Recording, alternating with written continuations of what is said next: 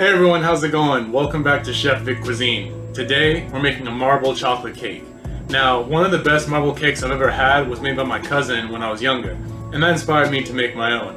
And now this is a perfect combination of chocolate and vanilla all wrapped into a single cake. And so, let's get started. So for the cake, you're going to need 2 cups of cake flour, 2 teaspoons of baking powder, half a teaspoon of salt, 1 cup of unsalted butter that you're going to soften to room temperature, 3/4 cup of granulated white sugar, half a cup of tightly packed light brown sugar,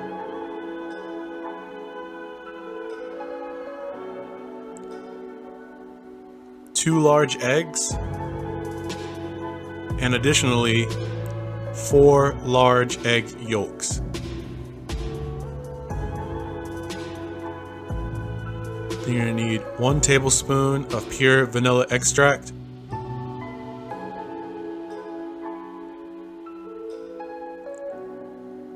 2/3 cup of buttermilk,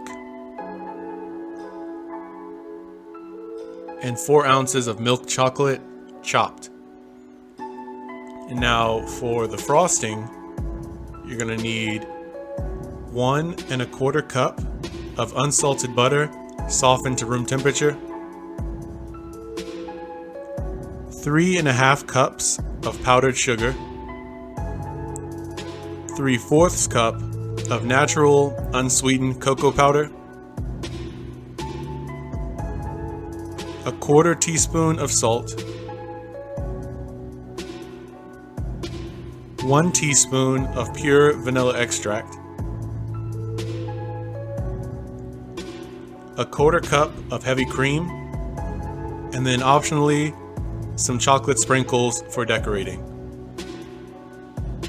Alright, so to get things started, you want to preheat your oven to 350 degrees Fahrenheit or 176 degrees Celsius. And you want to go ahead and spray or lightly butter 2 9-inch cake pans, and if you have it, you can go ahead and line those cake pans with parchment paper as well. And here's a secret on how I make sure that each of my cake layers turns out flat. So I use these cake strips, and they're easily found in Walmart or on Amazon. And what you want to do is douse them in ice water and let them soak up the water. And you're going to wrap them around the cake pan right before you put it into the oven. And I'll show you that later on in the video. So now in a large size bowl, you want to sift together the cake flour, the baking powder, and the salt. And I normally sift this mixture twice. And once you have it thoroughly sifted, you can go ahead and set this aside for now. And so this creates your dry ingredients. Now, in a large size bowl of a stand mixer, you want to beat the unsalted butter on high speed with a paddle attachment until it's smooth and creamy. And this should take about 1 to 2 minutes. And while the butter is creaming, you want to go ahead and slowly add in the granulated white sugar, and then following that, the light brown sugar. You want to continue to beat this mixture on high speed for about 3 to 4 minutes until it's all well combined and creamed. And don't forget to scrape down the sides and up the bottom of the bowl throughout the creaming process to ensure all the ingredients are fully incorporated. Now, with the mixer running on low speed, you want to add in the 2 eggs and then the egg yolks, 1 at a time, not adding another until the previous one has a chance to get fully mixed into the batter. Don't forget to smash that like button, subscribe to this channel, and hit the bell icon to be notified when my next video drops. And stay tuned to the end of this video for a sneak peek of the recipe coming next week. And now once all the eggs have been added, you can go ahead and add in the vanilla extract. And you want to beat this mixture on medium-high speed until it's well combined.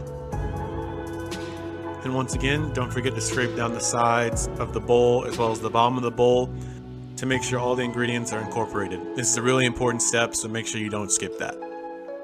So now, after giving that batter one last spin, with the mixer running on low speed now, you want to add in a third portion of the dry ingredients, alternating with a third portion of the buttermilk, mixing each addition just until it's fully incorporated before adding the next. It's really important not to overmix this batter, otherwise you'll end up with a very dense, tough cake. So this is the consistency of the batter that you're looking for. So separately, in a non-stick, medium-sized pot over medium heat, or 350 degrees Fahrenheit or 176 degrees Celsius, you want to melt the 4 ounces of chocolate, stirring it constantly until the chocolate is fluid. And once it reaches this creamy state, you can go ahead and remove it from the heat. So now you want to take 1 cup of the batter that you just prepared and pour it into a medium-sized bowl. And now you want to pour the melted chocolate into the 1 cup of the yellow batter you set aside and whisk it until it's well combined. This will create your chocolate batter. So now you want to take about half a cup of the yellow batter and place it into each of the cake pans. Next, you want to spoon another half cup of batter now of the chocolate batter into each of the cake pans. And you just want to go ahead and continue to alternate pouring the yellow and chocolate batter over each other evenly between the 2 pans until all the batter is used. So now you want to give each cake pan a gentle shake so that the cake batter can easily spread and fill the pans. Now, using either a knife or a thin tool, like in my case a chopstick, you want to swirl the batter together in any pattern you decide. Here I'm going for a compass look, so I'm swirling the batter up and down, left and right, and then going across the diagonals, and then dividing those diagonals in half as well. I think in the end it makes a really cool pattern once you see it fully baked. And your design doesn't have to be perfect by any means. You just want to make sure that the chocolate batter and the yellow batter have about an even spread throughout the pan. So now your pans are ready to go into the oven, and before they go in the oven you want to add in your prepared cake strips. So these basically prevent that dome effect you get from normal baking where the cake batter would rise in the center, and instead it's just going to bake evenly throughout the whole surface. So there won't be any need to cut away any excess cake. So you want to bake these layers for 22 to 25 minutes at 350 degrees Fahrenheit or 176 degrees Celsius, or until a toothpick inserted into the center of one cake comes out clean. And during the baking time, you want to loosely cover the cakes with aluminum foil if you find the tops of them are browning too quickly. So once they're fully baked, you want to remove the cakes from the oven and allow them to cool completely in the pans. And while they cool, you can go ahead and start making the icing. So in a stand mixer fitted with a paddle attachment, you want to beat the butter on high speed until it's smooth and creamy, and this should take about 1 minute. Now with the mixer running on low, you want to slowly add in the powdered sugar, and then following that, you want to slowly add in the cocoa powder, and finally the salt, vanilla extract, and heavy cream. And now once all those ingredients have been added, you want to turn the mixer to high speed and beat the icing for about 3 to 4 minutes. And normally the amount of the ingredients I listed for the icing creates a beautifully textured, delicious frosting. But you can always add 1 to 2 more tablespoons of powdered sugar if the frosting is too thin, or 1 to 2 more tablespoons of heavy cream if the frosting is too thick. Now, what I like to do to make icing the cake much faster is to scoop up some of the frosting into a piping bag fitted with a round piping tip. Now on to assembling the cake. I add a little dab of frosting to the cake stand to prevent the cake layer from sliding. And as the cake is very light and airy, you want to gently place it on top of the cake stand. Now, taking the piping bag of frosting, you want to evenly spread about 3/4 cup to 1 cup of the frosting on top of that cake layer. And to smooth it out and make the process really easy, I use a big and small frosting spatula.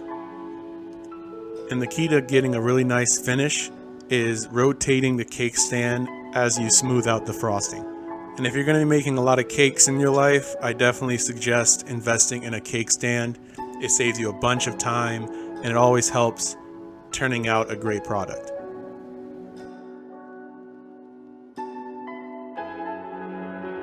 So once you've got that first layer of frosting about evenly spread, you can go ahead and add on top of that the second layer of cake.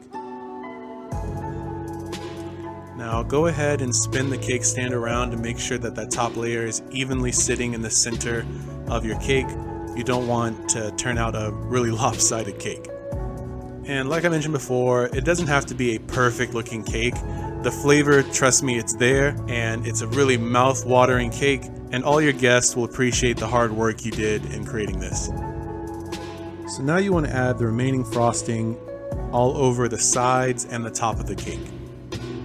And normally you're going to have a lot of excess frosting, so what I like to do is use that frosting for extra decorations. So for creating smooth sides of the cake, you want to place your spatula perpendicular to the cake stand and then slowly rotate the cake stand while keeping the spatula on the edge of the cake.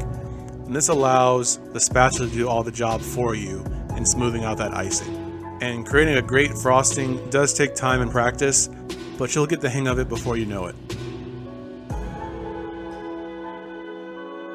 So with the excess frosting, I normally like to create a crown of frosting along the top edge of the cake. I think it adds a nice layer of detail and presentation. And then following that, I like to add a layer of chocolate sprinkles, white colored chocolate sprinkles, and then a touch of gold to really make the cake pop and stand out. But have fun with it. It's your own cake now, so be as original as you want with how you decorate it. And once you finish decorating, you can go ahead and slice it and serve.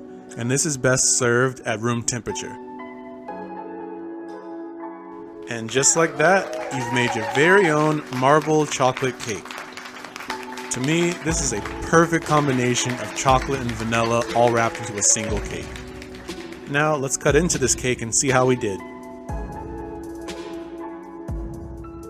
You can already see how easily the knife cuts through the cake and the frosting. You know this is going to be good.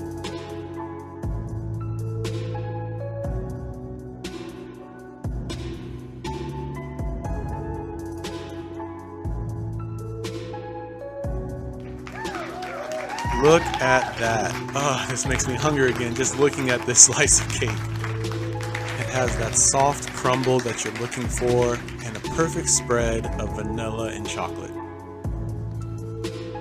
As always, this recipe and many more can be found in my cookbook, Chef Vic Cuisine, Volume 1, Finding Your Inner Chef. And that's available on Amazon, and I'll be sure to leave a link to that in the description box. Thank you all so much for watching. And if you've enjoyed this video, make sure to smash that like button, subscribe to this channel, and hit the bell icon to be notified when my next video drops. And stay tuned for next week where I show you how to make one of my favorite salads, my chicken mozzarella pasta salad. You're not going to want to miss this one. So, thanks again, and I'll see you next week on another episode of Chef Vic Cuisine. And until then, peace.